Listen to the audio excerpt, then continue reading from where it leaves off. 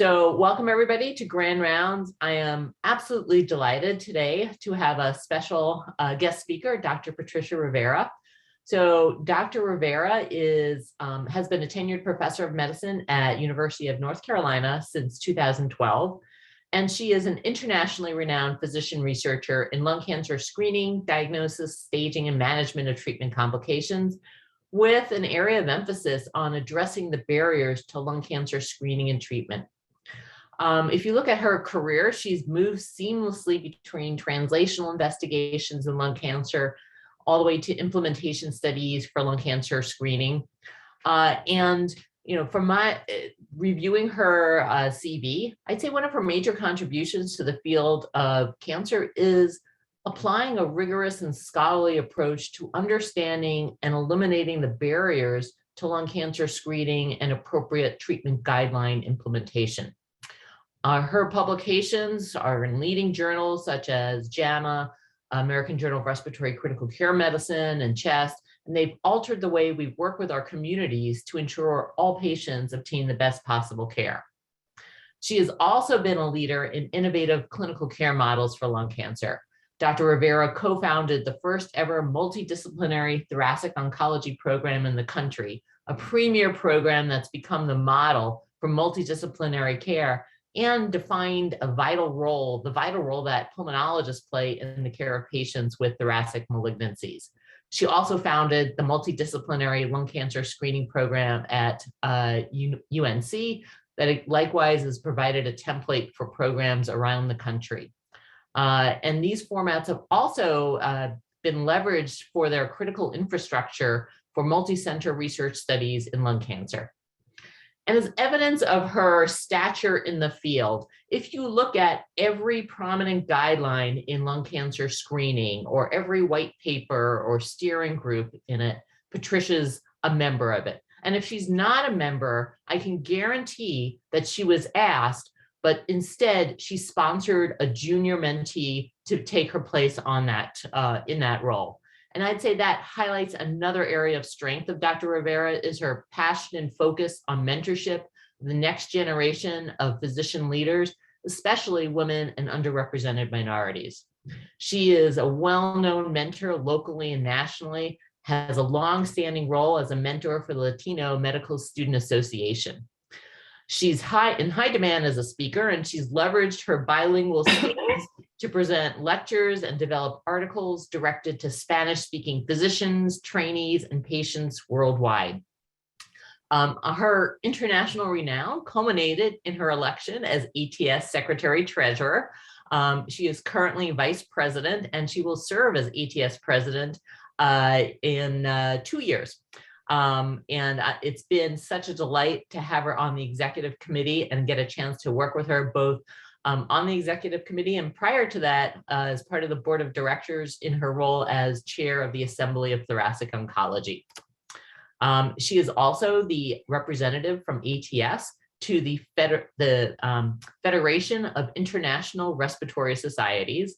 In addition, she's had many other national leadership roles, both through the American College of Chest Physicians, including chair of the Thoracic Oncology Network and the steering committee of the Lung Cancer Diagnosis and Treatment Initiative.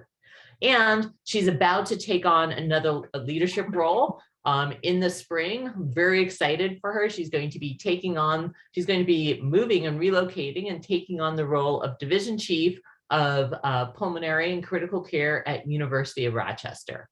So with that, I'm delighted to present Dr. Rivera to talk about lung cancer screening a decade after the National Lung Screening trial.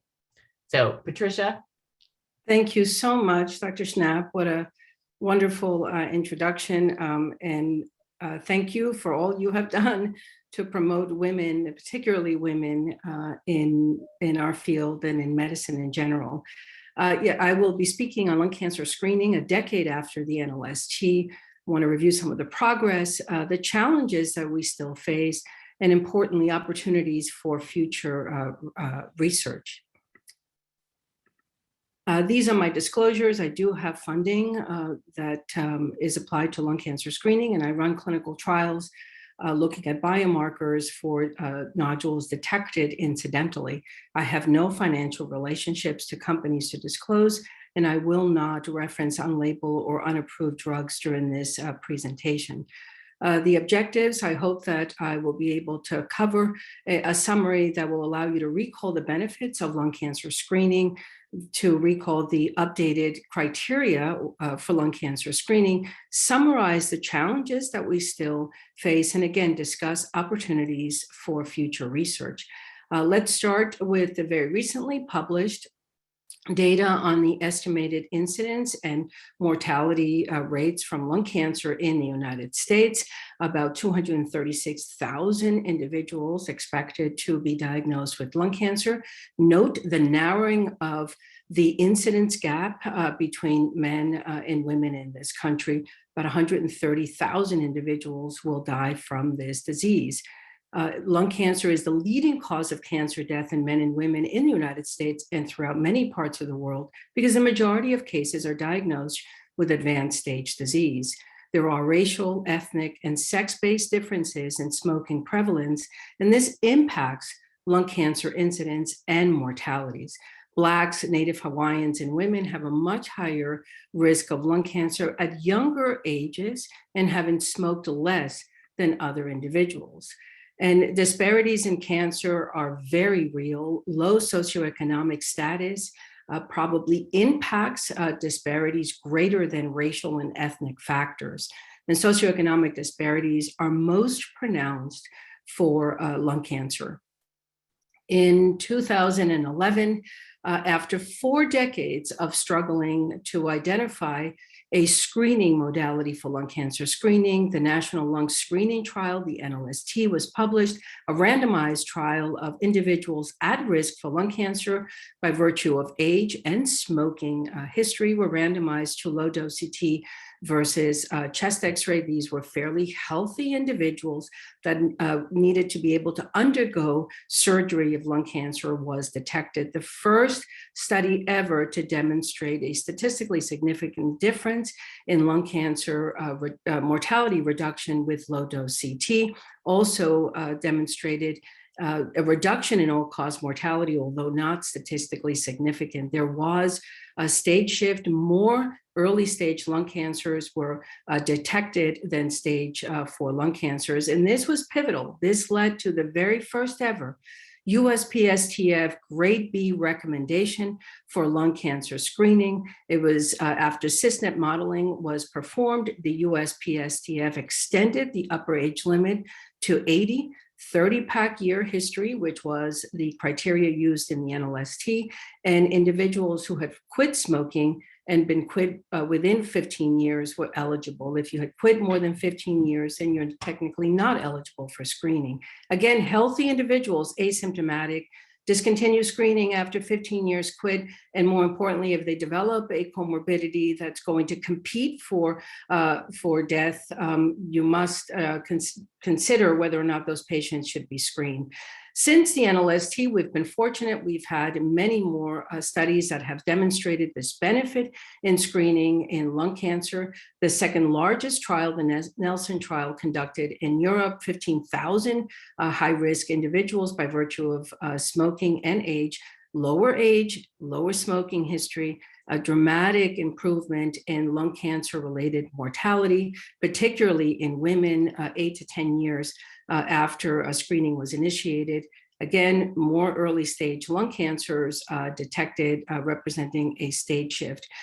This concept of screening detects early stage lung cancers, but maybe we're detecting cancers that would have been so indolent that may not have made a difference. The overdiagnosis or lead time bias that has always been applied as a criticism, if you will, to screening tests. But the reality is that all of the trials that reported the stage of lung cancers detected demonstrated that more early stage lung cancers, less stage 4 lung cancers were identified with screening when you compare the stage distribution in the general population that is not undergoing screening. And this is very recent data just published, the American Cancer Society Cancer Statistics for 2022. And this is a study that looked at the percent of localized or early stage lung cancer, stage 1, stage 2, when we think about localized, between 2004 and 2018. And we can see that there's an increase in the percent of patients that are diagnosed with early stage lung cancer. But importantly, this is when the USPSTF criteria first came out in 2013, and we're seeing a decline in the number of stage 4 and an increase in the number of stage 1. So lung cancer screening does improve stage shift, and that's what we want. We want to diagnose cancer at a stage where we can cure it.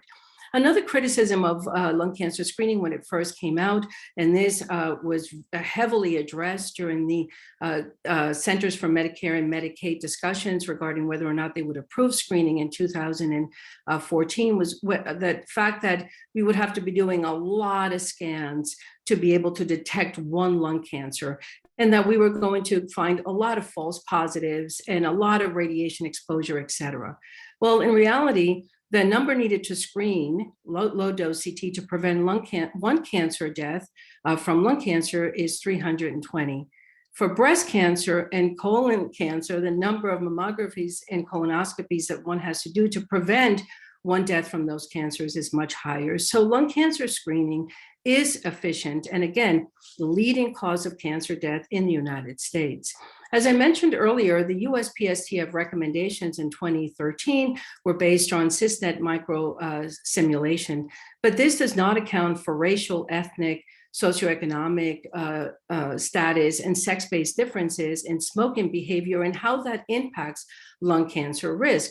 And in 2014, when the 2013-2014, when the first USPSTF recommendations came out, there was concern that the age and the smoking that was required to be eligible for lung cancer screening would exclude a higher proportion of high-risk individuals who had lower smoking history and who were at risk for developing lung cancer at a younger age. And this particularly affected Blacks and women. It was proposed that lowering the age and the smoking history would increase the proportion of eligible individuals, particularly Blacks, and would eliminate the disparities in the eligibility criteria for lung cancer screening.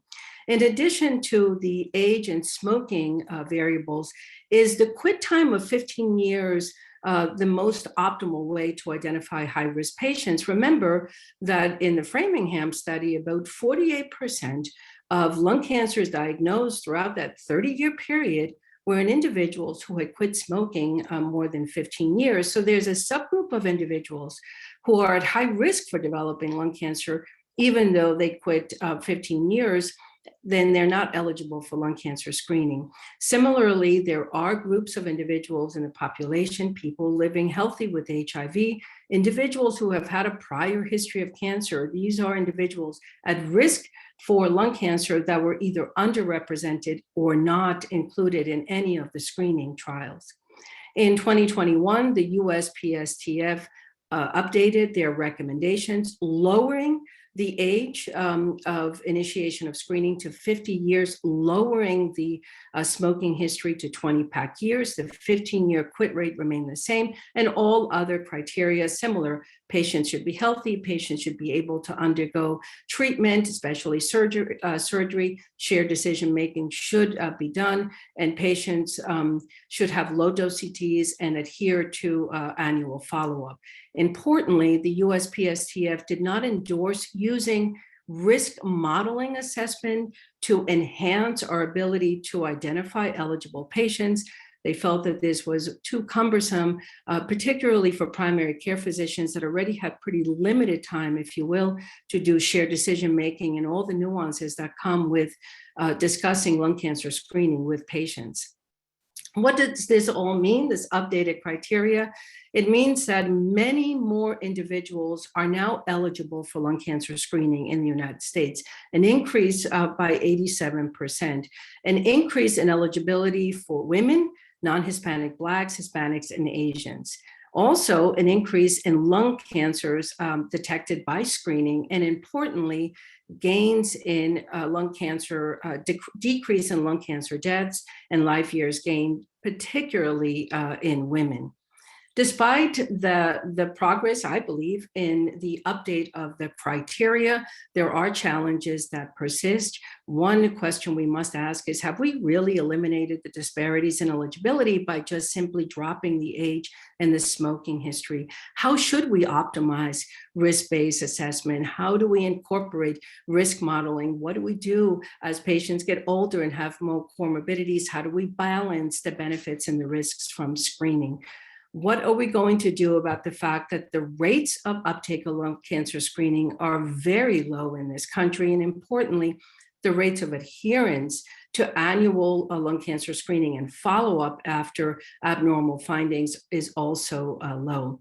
Lung cancer is a very heterogeneous disease. How best should we combine imaging modalities and novel biomarkers to help identify individuals who will benefit from screening?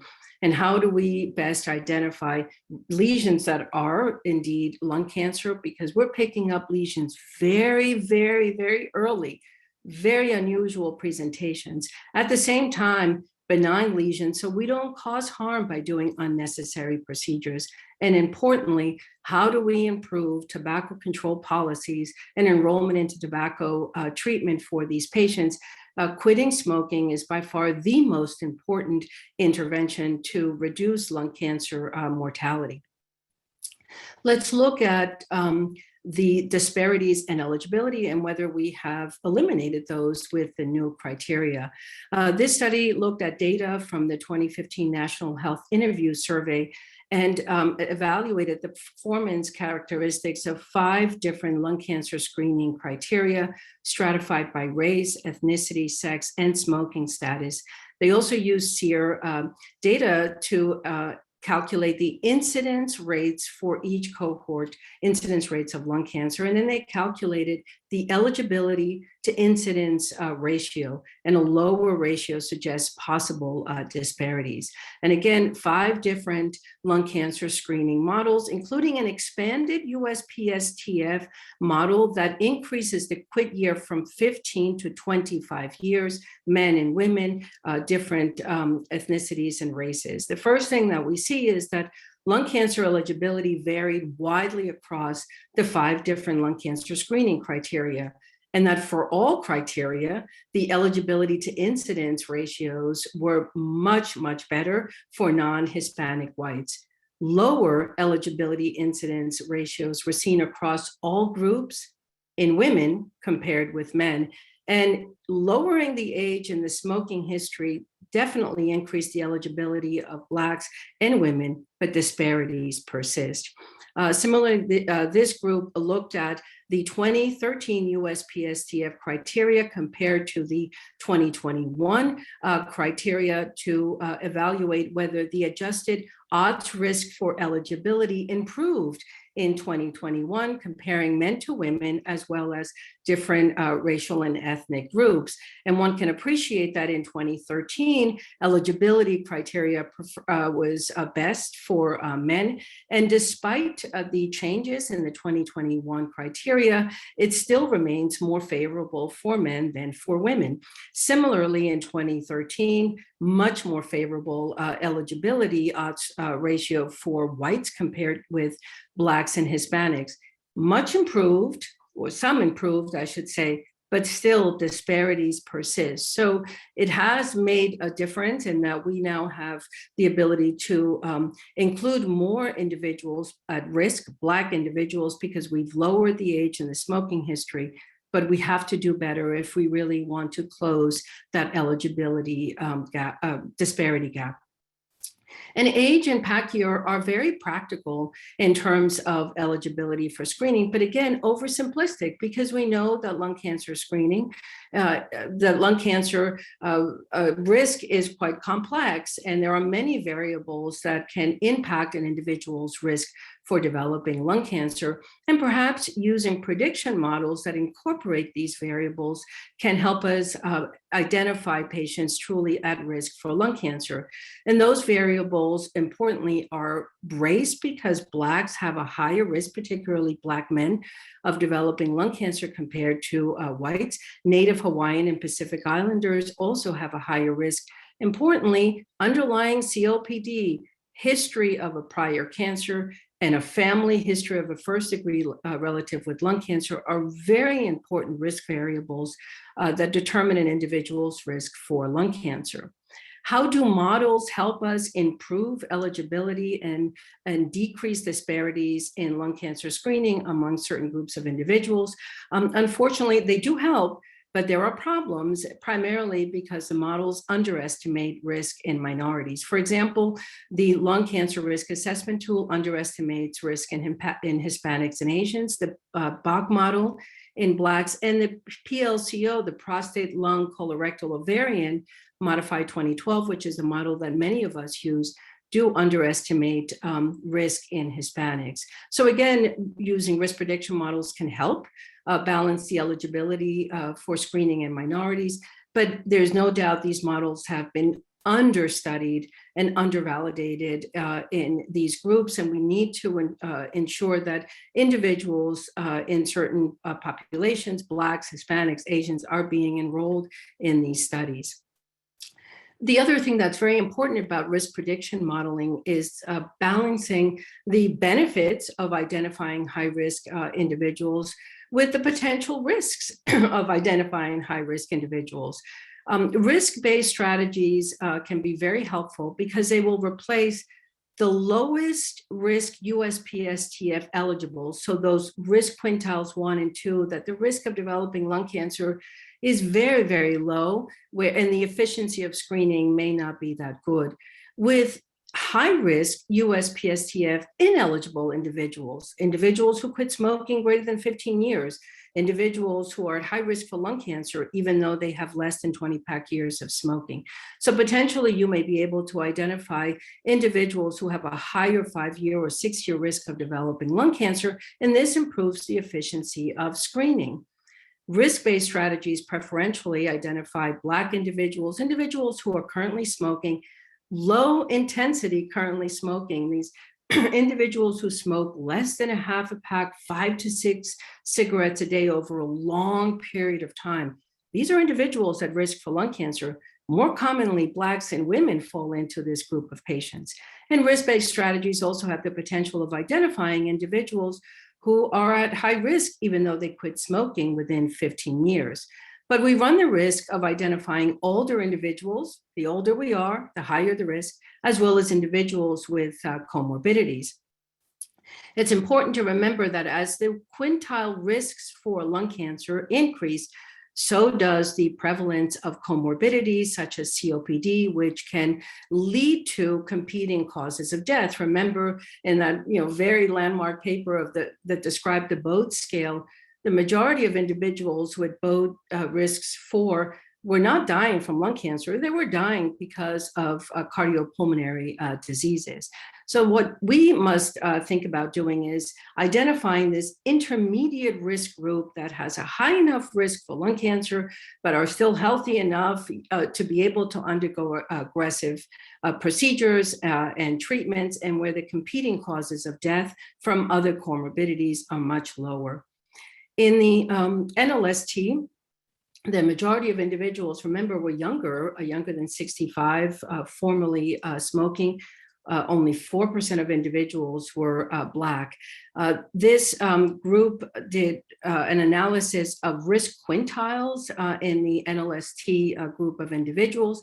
About 60% of patients enrolled in the NLST fell into risk quintiles 3, 4, and 5. Quintile 5 risk are individuals who have a risk of greater than 2% of developing lung cancer in the next 5 years. The benefit of screening in the NLST was seen in risk quintiles 3, 4, and 5.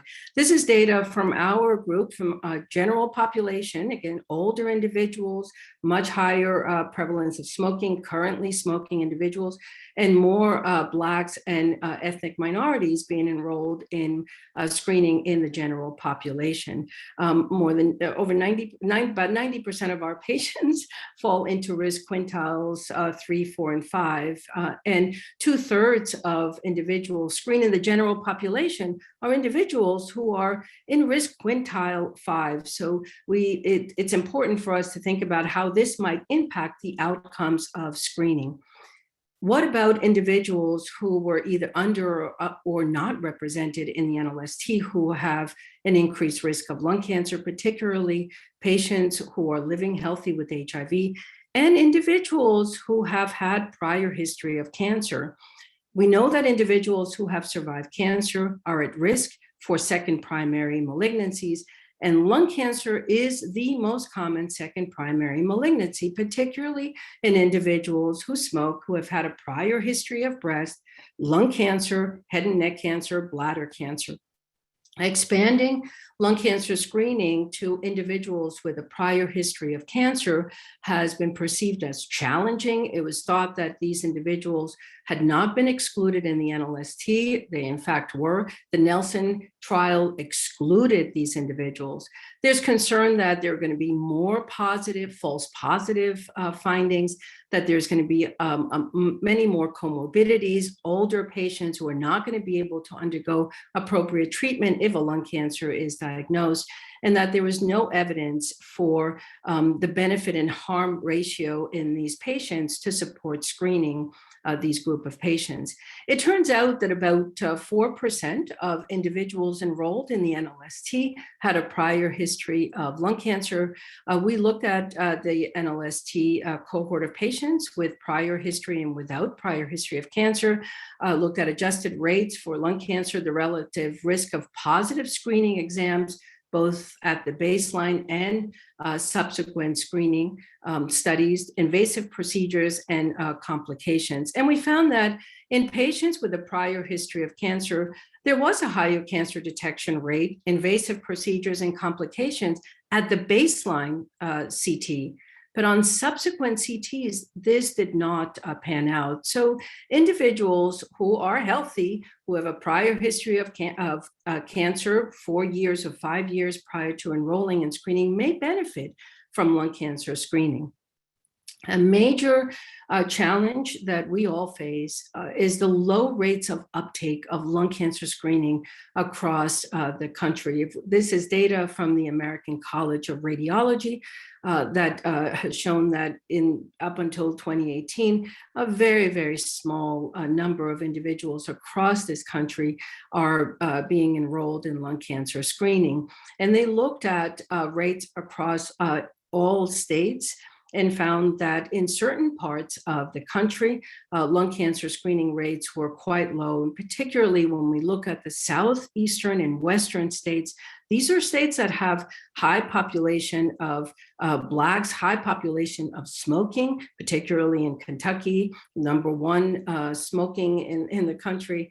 And in some parts of the country where the rates of lung cancer may be lower, screening is being done much better. The one state that emerges as a model is Kentucky. They have a very aggressive campaign that included primary care physicians to promote lung cancer screening into the Appalachian community, bringing screening to the community to improve lung cancer screening rates. But there's a lot of work that we need to do to increase the rates of this very important preventive intervention.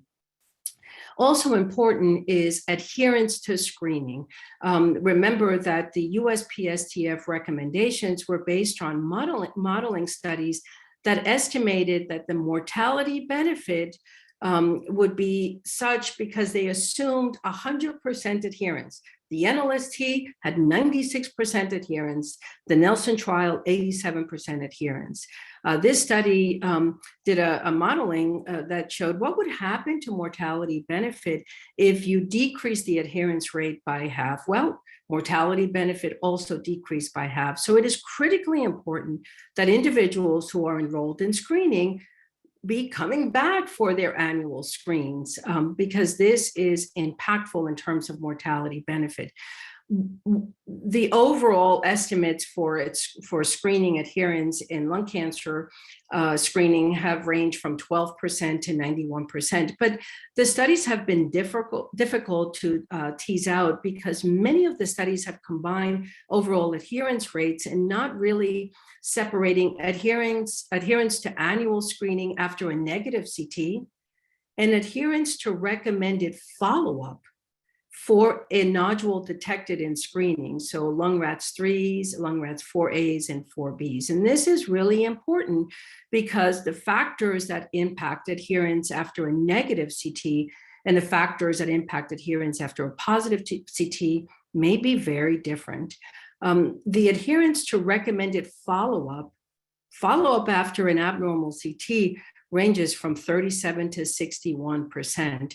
We looked at adherence following a negative CT, so annual, everyone's coming back after a negative CT, and overall adherence was very low, 42%. We did find that in a centralized program, so a dedicated program with clinicians that have a pulmonologist, radiologist, thoracic surgeon, nurse navigator, tobacco treatment specialist, all working together, actually improved adherence rates. And many others have also reported that this is critically important in lung cancer screening, having a dedicated program that specializes in all of the complexities of lung cancer screening.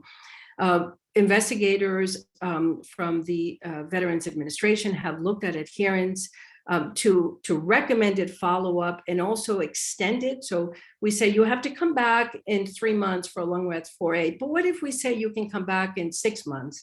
And if we look at adherence to recommended, what the American College of Radiology recommends for each of the lung rats criteria, the adherence is low, 60% for annual after a negative CT, 68% for lung rats 3. It gets a little bit better, 69% and 87% as the lung rats criteria are higher, but it's not ideal. If we're doing a test to detect early lung cancer, we must ensure that patients follow up after an abnormal CT. Predictors of non-adherence to lung cancer screening have been identified as race. So Blacks are less likely to come back than whites, and also smoking status. And individuals who are currently smoking are less likely to come back compared to individuals who formerly smoked. This is a meta-analysis that was recently published in late 2021 that looked at all the studies that reported on adherence to both lung rats 1 and 2, negative and positive low dose CTs. And the predictors of adherence that emerged as important are female sex, older individuals, having a dedicated lung cancer screening coordinator, which is, again, important barriers we'll talk about later on, healthcare systems really providing the infrastructure necessary for programs to be able to do screening correctly, and individuals who formerly smoked.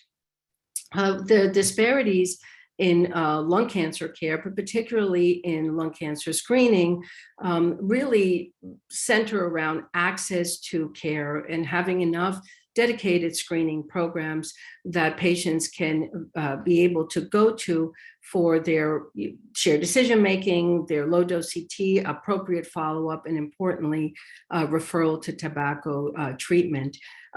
We evaluated this last year, 2 years ago, through an ATS multidisciplinary panel of experts in health disparities and in screening, and felt that there are several vulnerable populations that will need additional care and emphasis for us to be able to support lung cancer screening so that we can achieve health equity in this very important intervention. And again, barriers exist across multiple levels. At the healthcare system level, not having enough infrastructure to support the importance of these programs, lack of knowledge about the benefits, the stigma that comes along with having a history of smoking and being at risk for this cancer, not being able to access lung cancer screening facilities, and cost. Now, this is not something that is, unlike breast cancer, where there's a federal policy that mandates women have access to mammography and cervical cancer screening for free. We do not have such policies for lung cancer screening. And this is another very, very recent meta-analysis that looked at the racial and socioeconomic disparities in lung cancer screening in the United States. And it's a really nice study paper that summarizes the different steps in the pipeline for screening, if you will, the barriers that can occur and the consequences. And eligibility criteria, or being eligible for lung cancer screening, was a significant disparity. That has improved, again, with the new recommended criteria by Uspstf. But remember, we have not eliminated the disparities in eligibility, and there's much more work that we need to do. The rates of lung cancer screening uptake, as I mentioned, are very low. And in patients in certain communities, low socioeconomic communities, Black individuals and Native Americans, being referred to lung cancer screening is much lower than for whites. And this, again, may have a lot to do with stigma, bias, lack of knowledge about the benefit, negative perception and misunderstanding from individuals that don't really have the knowledge about the benefits of screening. And this is important because it leads to significant disparities in management of lung cancer if we are not referring these patients for a screening for the ability to be able to be diagnosed with lung cancer at a much earlier stage.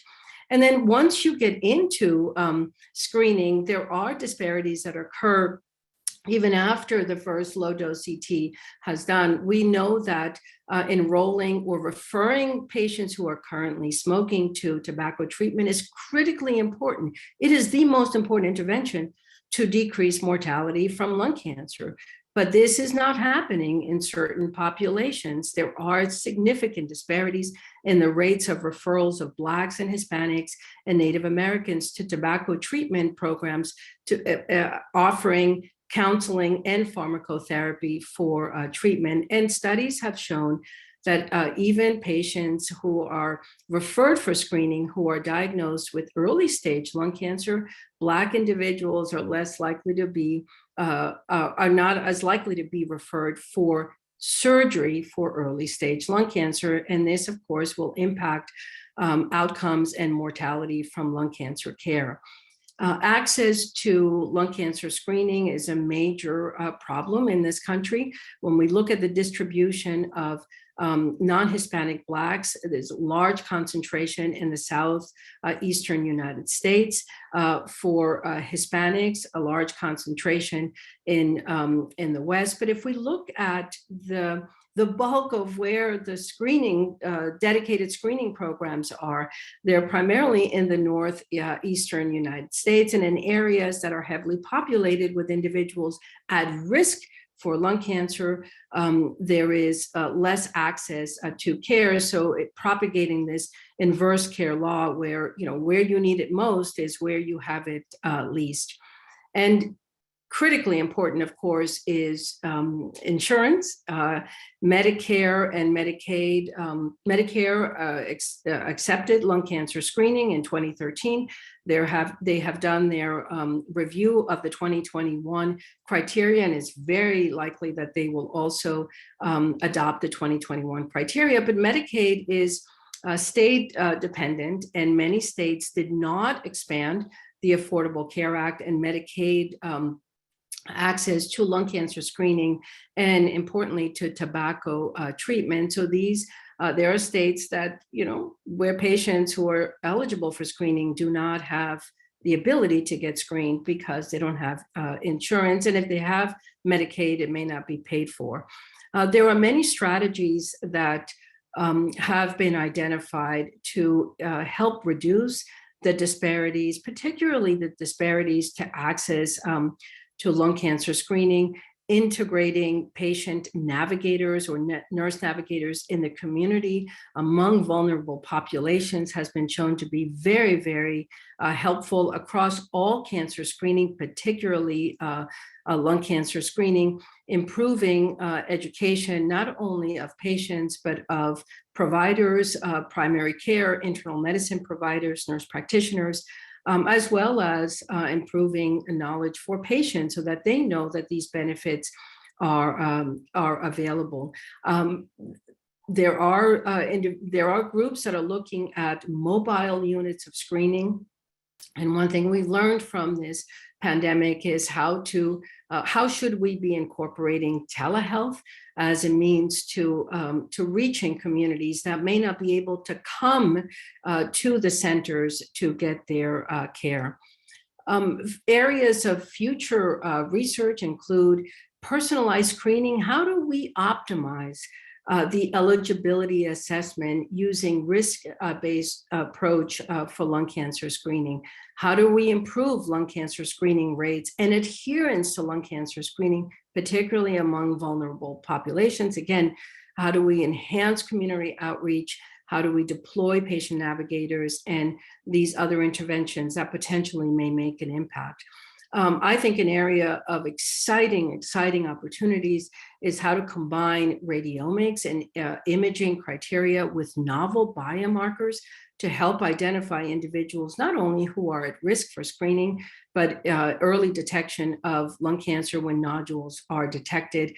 How do we incorporate genetic risk assessment and genetic risk scores in our ability to identify individuals at risk for lung cancer? And how do we integrate databases so that we can better understand lung cancer screening in the population and not just be reporting on studies that have 1,000 or 2,000 patients, but let's do what the breast mammography registry did and really expand our knowledge of this intervention in the community. Optimizing selection of high-risk individuals while minimizing disparities in eligibility, and also importantly, improving identifying individuals who are high risk for lung cancer, but also high benefit because of life years gained. And there are studies that have looked at augmenting the Uspstf criteria with risk modeling to improve the eligibility not only of high-risk patients, but also of high benefit, identifying high benefit individuals. And also, how do we optimize risk models so that we can better understand what the actual intervals of screening are? Is it every year? Are there some patients whose risk is so low that maybe they can go back every 2 years? How do we use individual risk and findings on low-dose CT to better optimize screening follow-up? Biomarkers, again, are very promising. One of the lung cancer screening studies looked at a biomarker panel that was shown to be as sensitive as low-dose CT and increased the specificity of screening, of identifying individuals at risk for lung cancer from 71% to 89%. But it's still very early on. These biomarkers have been very poorly studied in underserved minority groups, which is a major problem. And I think as we move forward with biomarker studies and screening, all of us must be attentive to the fact that we must ensure that all groups from diverse populations are being enrolled in these studies. This was just published I think on Friday or on Monday. This is using a blood-based biomarker panel to personalize risk of lung cancer. So in the NLST, there was a biobank that stored sera on patients who, not all patients, but on a large number of patients enrolled in the NLST. And this group did a blinded validation using the PLCO 2012 risk model, as well as a 4 biomarker panel that included these 4 proteins.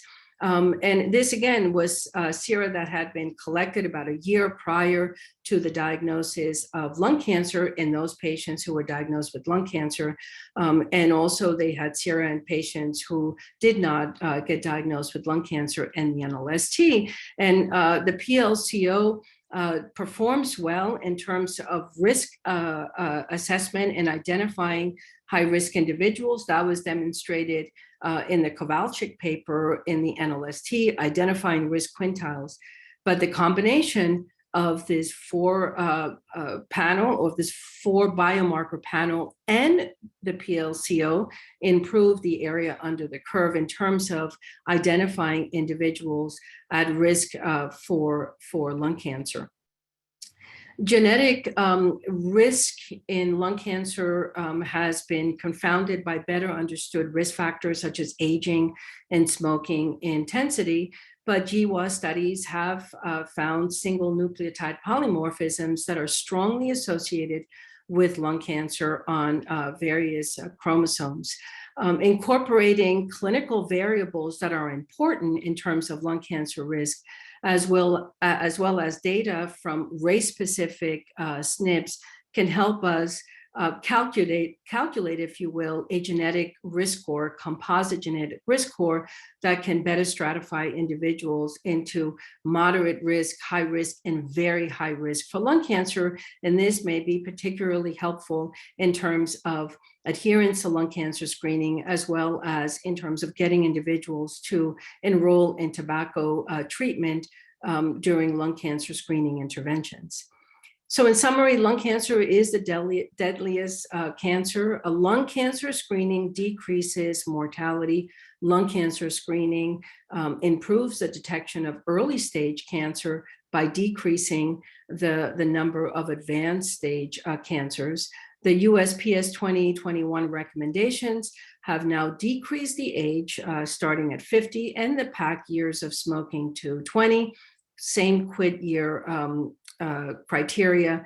And this has will result in more Blacks, Hispanics, Asian, and women being eligible for screening. But again, we are not eliminating the disparities in eligibility by just dropping the age in the smoking history. Risk-based strategies may help improve these disparities, but we need better studies that validate risk models in certain populations. A major issue with lung cancer screening, when you think about its comparison to breast and colorectal, is that it is complex and implementation has been very challenging. We've had variation in buy-in from clinicians across different specialties. Remember, the American Academy of Family Medicine did not endorse lung cancer screening in 2013 because they were concerned about the false positive rates, about the efficiency of screening. They did, however, endorse the recommendations in 2021, and I think that's a very, very important. And there's been a variation in individuals who are at risk accepting this modality, as well as in the delivery and the support of infrastructure for lung cancer screening across healthcare systems. And the barriers of identifying the smoking history is impossible to accurately calculate in electronic health records. How do we identify individuals who are at high risk who don't meet criteria? What do we do about all the limited resources that we currently have to support the lung cancer screening initiatives? How do we get lung cancer screening into the communities to improve access to individuals who have high risk, but suffer from disparities because of socioeconomic status? And these are important interventions because lung cancer of all cancers is the cancer that is plagued with the most disparities across the entire spectrum of the disease. So if we're going to introduce even more disparities early on in the screening part of lung cancer care, we're not doing our patients much service. Thank you very much. Great. Thank you so much, Patricia, for a wonderful overview and really an impressive example of being able to use population science, as Christy Bartels points out, to reduce disparities in our patient populations. Maybe if you can stop sharing your screen. Okay. And a couple of questions have come up. One question has come up. Does secondhand smoke exposure play into the any of the models for risk factor for lung cancer? No, unfortunately, no. This is a question that's often asked, that and risk of lung cancer in individuals who have never smoked, but we really don't have a way to calculate secondhand smoke. I think this is where risk prediction modeling can be very helpful. If you don't have a very robust history of individuals smoking, but you have other risk factors, it can help identify high-risk individuals, but very difficult to calculate. And they don't they're not incorporated into current models. Okay. A question from Dr. Jajour.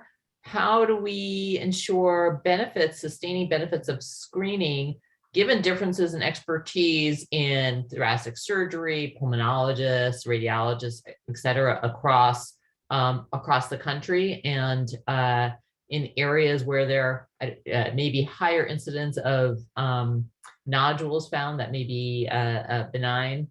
That is an excellent question. That was one of the most important concerns about the NLST and how it would translate into screening across different populations and across different healthcare systems. We have looked at through our registry the radiology interpretation, comparing thoracic radiology trained and community trained radiologists.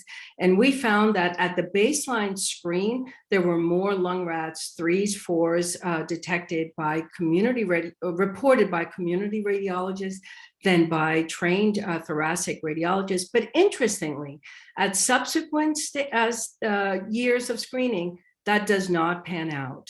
So having a prior screening for comparison, and what we haven't looked at, we're in the process of looking at, is complication rates from biopsies, from surgeries for benign lesions.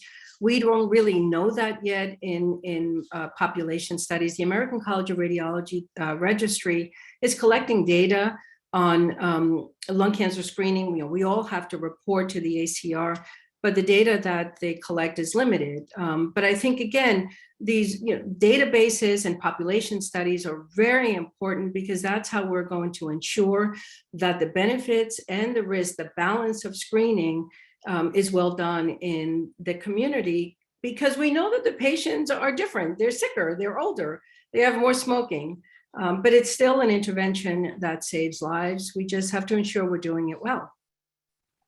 And a question that I actually don't know, does lung cancer screening, according to our current criteria, pop up in HealthLink? And maybe somebody in our audience. Oh gosh, I don't know the answer to that. Okay. I don't know. We'll have to find out and get back to you. From Howard Bailey, what are the efforts, national and regional policy efforts, to encourage states that currently don't fund lung cancer screening to do so? Unfortunately, it's really up to individual leaders within the field of lung cancer screening. I can tell you that the group in Georgia was very, very proactive, and they were the ones that really inspired us in North Carolina to go to our local legislature to get lung cancer screening approved within Medicaid. And it wasn't that they weren't paying for screening in North Carolina. They would not allow us to use the G coding for lung cancer screening. So you couldn't order a lung cancer screening CT. You had to order a non-contrast CT. And when that happened, the radiologists weren't reading it as a lung cancer screening, and were not incorporating the lung rats recommendations, which is not helpful. We managed to go to our local leaders and get that changed. And I think it's really up to individuals within each state. At the national level, I think there is sort of a movement to advocate for a national policy similar to the policy for breast cancer and cervical cancer screening, so that it isn't really up to the individual state. But if we have a federal policy that mandates that this intervention be paid for, I think that would be a major progress. Remember that lowering the age now to 50 potentially increases the number of individuals that may be underinsured through Medicaid or not insured at all. I mean, Medicare does pay for screening, and they will adopt the 2021 criteria. We're pretty sure about that. The response has been very positive. But there is this sort of movement, the National Lung Cancer Roundtable, which is supported by many organizations, including ATS and CHEST and the American College of Radiology, are really advocating for a national policy for lung cancer screening. Great. Just follow up, our lung cancer screening does not pop up in HealthLink as a reminder. So FYI. Another question, how do studies that look at, that document reduced adherence to the screening guidelines take into account competing comorbidities that may be a reason why physicians are not referring for screening efforts for those comorbidities that are viewed as for competing? So I think there are two issues. Are patients with comorbidities being referred to lung cancer screening in general? And my personal experience running a lung cancer screening program for 6 years, and based on our data, our registry data, yes, you remember I showed you that in our population, the majority of our patients were lung quintiles risk 5. And comorbidities is, in fact, our abstract to ATS just got accepted that looks at the comorbidity rates in lung cancer screening. Yes, patients with comorbidities are being referred. In fact, I would argue that possibly patients who shouldn't be undergoing screening because they're so sick. What we haven't looked at in comorbidities has not been, at least in all of the studies that have reported adherence to annual screening and adherence to follow-up after a positive screening CT, comorbidities have not impacted those rates. What has impacted those rates are age. So older patients older than 65 are more likely to come back for their annual screen and for follow-up after a screen-detected nodule, white patients, female sex. So I think the comorbidity issue is critically important. We and another group of individuals from 3 other institutions have separate, we have grants funding from the NIH to look at the impact of comorbidities. My theory is that patients are being referred, even though they're really sick. Quick question, lung cancer risk with marijuana smoking? Again, very difficult. Most of the data on risk, as the pulmonologists in this chat will know, is really on airways disease, particularly bronchiolitis, and the risk of inflammation in lower airways. But it's really not, we really don't know. We can't quantitate, and we just really don't have any way to understand. My theory is, geez, if you're burning something and smoking and putting it in your lungs, that cannot be good for your lungs. But in terms of lung cancer risk, I think it's less understood, if any, compared to some of the data that's coming out on airways inflammation and bronchiolitis because of marijuana use. Yeah, and I would say the other challenge is capturing accurate exposure history in that population. So from Scott Ferguson, an important question. There remains significant resistance to screening from, many physicians or practices. How do we go about improving adoption of screening across the spectrum of our primary care, family medicine, et cetera? I think the Family Medicine, Academy of Family Medicine adopting screening in 2021 will help, but it still remains challenging because of the shared decision-making that is mandated by Medicare and highly, highly recommended by Uspstf, identifying the right age, everything's moving, the age, the smoking. I am a huge proponent of centralized screening, of dedicated programs. And it doesn't mean that you have centralized only at the academic center or at the, the major hub. You can have centralized screening in communities. You can identify, nurse navigators, clinicians. You can have telehealth that allows for communicating or reviewing of low-dose CTs and communicating results to patients and to providers in the communities. But I do believe that a dedicated team of individuals who understand the nuances of shared decision-making, what to do with positive findings, tobacco treatment is critically important. And the problem has been many healthcare systems have not had the resources nor really wanted to provide or invest, if you will, on the infrastructure that is necessary to conduct lung cancer screening effectively. It is far more complex than breast cancer screening and colorectal screening. And we haven't even started to talk about incidental findings. Let's just remember that. So I really believe that centralized programs across, academic, community, rural communities are critical, and with bidirectional signaling between individuals who have the expertise to provide the best care across populations. Great. And then we are just at 9. Maybe you can take the last question offline, which is talking about the VA's programs. I know they've been a leader in this. So I want to thank you so much for your virtual visit. Really a Thank you for inviting me. Of lung cancer screening and the opportunities ahead for us. So thank you. Thank you very much. Hey, I really appreciate the invitation. I wish it was in person, but I know. have a wonderful weekend, eh? You too. All right. Take care. Bye-bye.